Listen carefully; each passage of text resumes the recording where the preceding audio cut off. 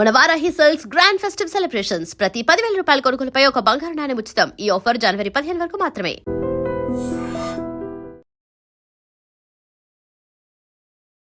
నమస్కారం, welcome to I dream. ధర్మ మార్గం విత్ విజిత కార్యక్రమానికి స్వాగతం.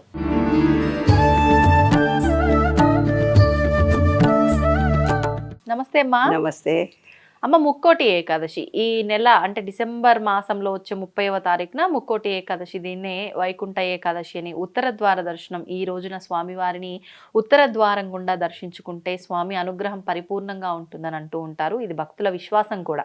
దాని గురించి వివరణ ఇవ్వండి. ఏం లేదు నాన్న, కాలాలు మారుతూ ఉన్నప్పుడు కాలాలకు అనుగుణంగా దేవుళ్ళ రూపాలను మనకిచ్చారు. అప్పుడు ఒక విష్ణుమూర్తి నిద్రపోతాడు ఒకసారి, ఇప్పుడు లేస్తాడని.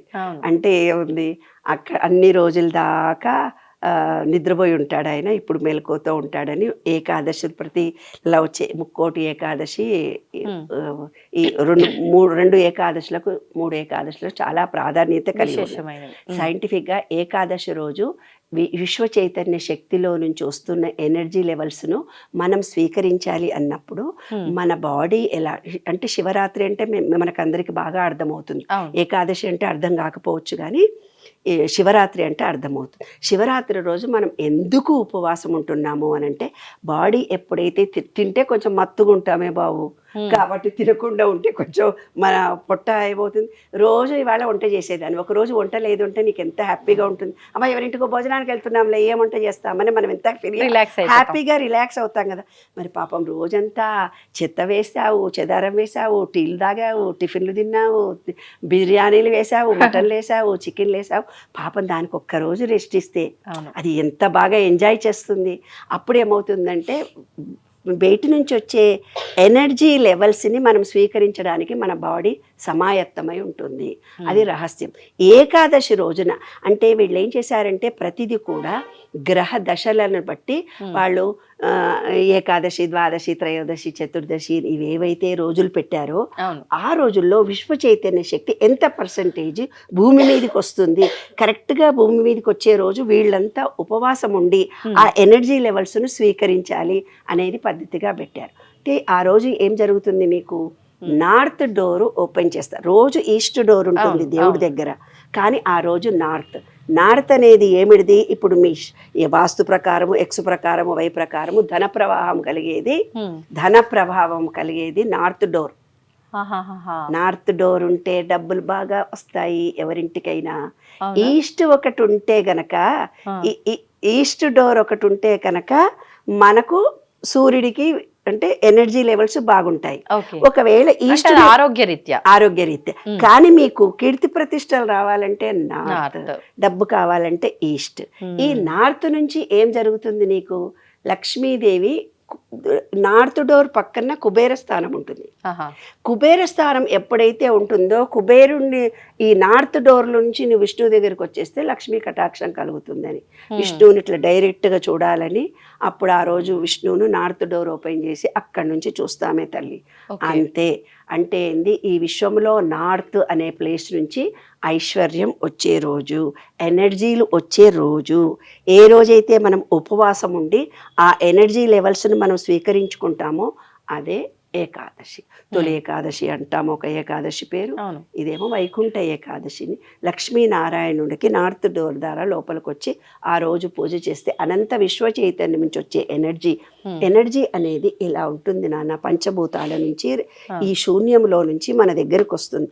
ఎప్పుడైతే నీవు ఉపవాసం ఉండి లక్ష్మీనారాయణుడు పూజ చేశావో, అక్కడ కూర్చొని ఓం నమో నారాయణ అన్నావో, ఏదో ఒక నామజపాన్ని చేశావో, ఆ రోజు పొద్దున్న నుంచి కూడా ఈరోజు నేను ఉపవాసం ఉన్నాను, నాలో ఎనర్జీ పాయింట్స్ లక్ష్మీనారాయణుడి కోసం ఉన్నాను, ఒక భక్తితో ఉన్నాను, ఒక శక్తితో ఉన్నాను, ఒక నమ్మకంతో ఉన్నాననే విశ్వాసం నీలో ఎప్పుడైతే ఉంటుందో ఆ రోజు వచ్చే ఎనర్జీ లెవెల్స్ అన్నీ మీకు వచ్చేస్తాయి.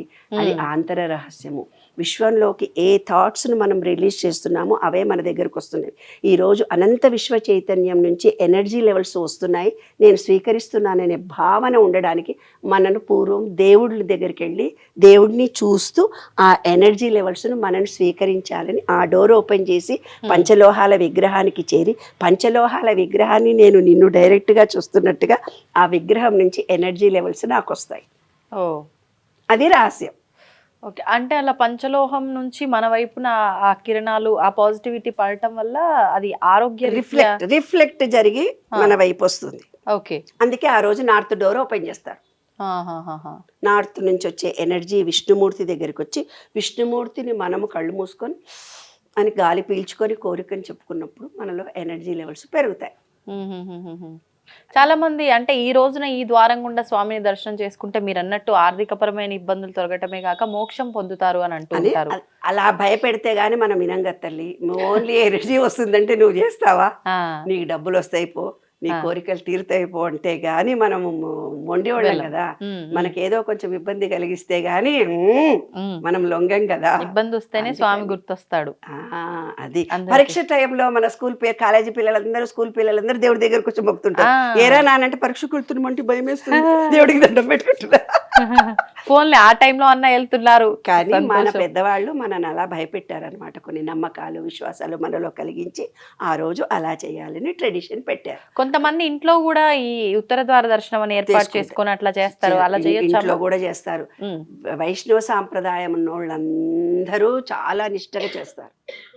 ప్రతి ఏకాదశికి ఉపవాసం ఉంటారు వాళ్ళు.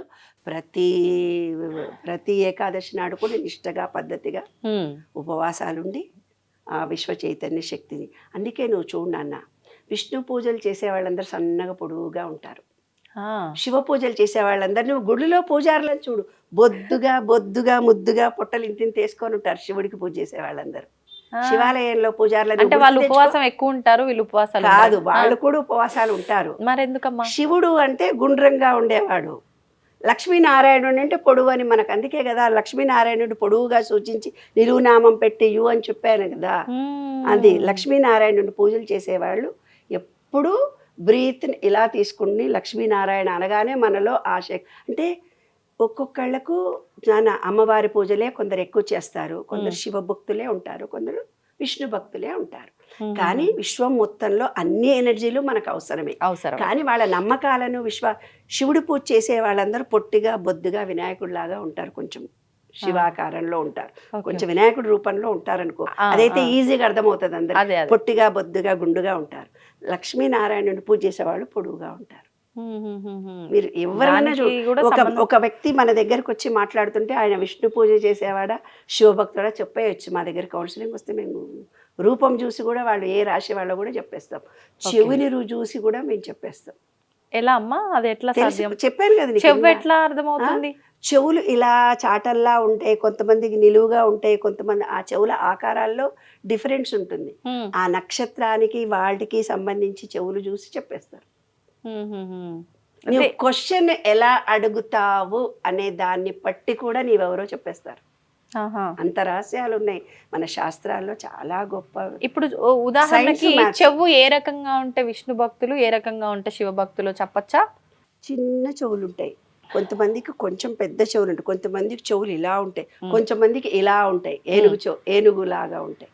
అలా ఆ చెవులను బట్టి కూడా, అంటే పెద్ద చెవులు ఉంటే విష్ణు భక్తులు, చిన్న చెవులు ఉంటే శివ భక్తులు అట్లని కూడా కాదు.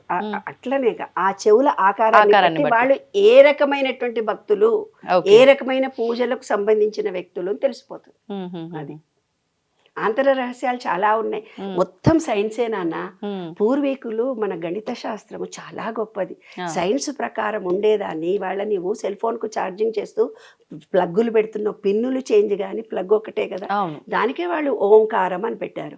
ఓం అనే నామాన్ని నీవు ఎప్పుడైతే జపిస్తున్నావో విశ్వ చైతన్య శక్తి డైరెక్ట్ గా వచ్చి అన్ని పంచేంద్రియాలు మనలో యాక్టివేట్ జరుగుతున్నాయి. అంత గొప్ప వాళ్ళు చూడు. ఒక్క బీజాక్షరం చేత అనంత విశ్వ చైతన్యాన్ని మన దగ్గర. ఇవాళ ఏమంటారు, లైట్ చిన్నది పెట్టుకో, ఎర్రది పెట్టుకో, మ్యూజిక్ పెట్టుకో, కదలకుండా కూర్చో. మన పూర్వీకులు లాకింగ్ సిస్టమ్స్ చెప్పారు, ఎన్నో చెప్పి మెడిటేషన్లు పూజలు చేసే చెప్పారు కదా.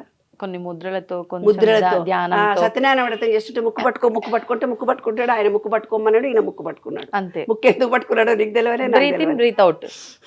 ప్రెజెంట్ లో ఉంటామన్నాడు. అవును అవును. ధన్యవాదాలు. రహస్యం తవ్వుతున్న శివలింగం సరే దాన్ని అట్లా కప్పేసేయండి, చూపించదండి. Krishna is there. మూర్తి పూజ కాదు, సాక్షాత్ బ్రజేంద్ర నందన భగవాన్ ఉన్నారు మూర్తులు. ఏమీ ఆశించకుండా ఆరాధించే వాళ్ళు కూడా ఉన్నారా ప్రభుజీ? నిజమైన భక్తి అంటే మనకు తెలియదు కాబట్టి